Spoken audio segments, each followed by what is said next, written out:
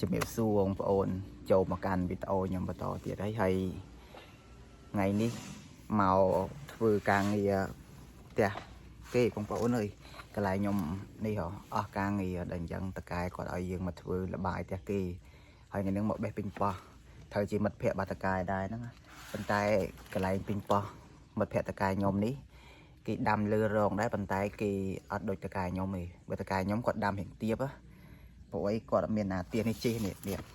អត់មានអាទៀសនេះទេប៉ុន្តែបើសម្រាប់កន្លែងនេះខ្ញុំមកធ្វើលបាយនេះគឺមានអាទៀសនឹងជីអញ្ចឹងវាស្រួលយើងជីទៅយើងស្រួលនេះវាមានអាដែកពីរខាងក្រោមហ្នឹងយើងរុញទៅរុញមកស្រួលបើខ្ញុំ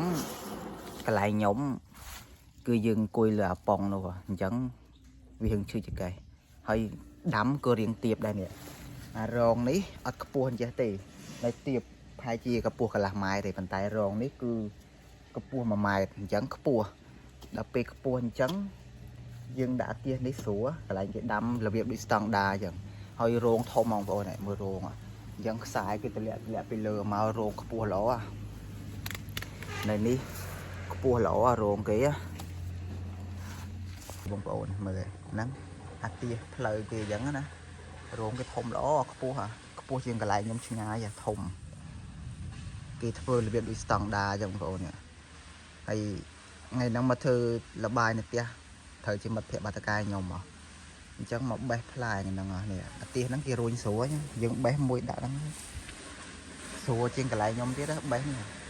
គេធ្វើខ្ពស់ស្អាតអញ្ចឹងវាអត់ឈឺចកែធ្វើអីទេសនុកបេះណាអញ្ចឹងធ្វើពេញប៉ោះនេះគឺនៅស្រុកកូរ៉េគឺការធ្វើហ្នឹងគឺខុសៗគ្នាមានបច្ចេកទេសខុសៗគ្នាអញ្ចឹងដូចនេះអញ្ចឹងការដាំក៏ខុសពីកន្លែងខ្ញុំដែរហើយបេះស្រួលណាយើងក៏ទៅកាលមកអង្គុយអញ្ចឹងណាលើនឹងស្រួលណាហើយសម្រាប់ពេញប៉ោះនៅកន្លែងនេះខ្ញុំមកធ្វើនេះគឺគេឲ្យយើងបេះទាំងអស់ហ្មងតាំងនេះក៏បេះដែរស្ទើគ្រាន់តែផ្កាឈប់បន្តិចក៏បេះដែរបើកន្លែងខ្ញុំទៅតែទុំក្រហមហ្មងបានបេះបើស្ទើផ្កាឈប់អីតកើតឲ្យបេះទេតែសម្រាប់មកកន្លែងនេះស្ទើក៏ប្រម៉ូបេះទាំងអស់ដែរនិយាយទៅបេះគ្មានសល់ហ្មងនិយាយទៅគេបេះអត់ឲ្យមាននៅសល់ហ្មងឲ្យផ្លែធំល្អបងប្អូនគេដាំខ្ពស់អញ្ចឹងពេញប៉ោះគេល្អផ្លែដាំខ្ពស់អញ្ចឹងផ្លែល្អនេះបាសគេឃើញទេបាសខ្ញុំអាចុងក្រោយអញ្ចឹងផ្លែល្អតែដល់ពេលខាងគេនេះផ្លែចុងក្រោយក៏នៅតែធំល្អដែរផ្លែធំហើយគឺគេបេះទាំងអស់នេះបើកន្លែងខ្ញុំតែក្រហមប៉ាន់នេះគេអត់ឲ្យបេះទេកន្លែងខ្ញុំទៅតែក្រហមមានខ្លាំងតែដល់ទៅពេលសម្រាប់កន្លែងតកែនេះខ្ញុំមកធ្វើនេះបេះទាំងអស់ហ្មងទុំតាមមកកណាត់ក៏បេះដែរអត់មានសល់ទេប្រម៉ូហ្មងសួរបេះដល់ពេលអញ្ចឹងវាអត់មានរើសពិបាកថាទុំតិចទុំច្រើននេះឲ្យតែឃើញរៀងក្រហមគឺប្រម៉ូទៅហ្មង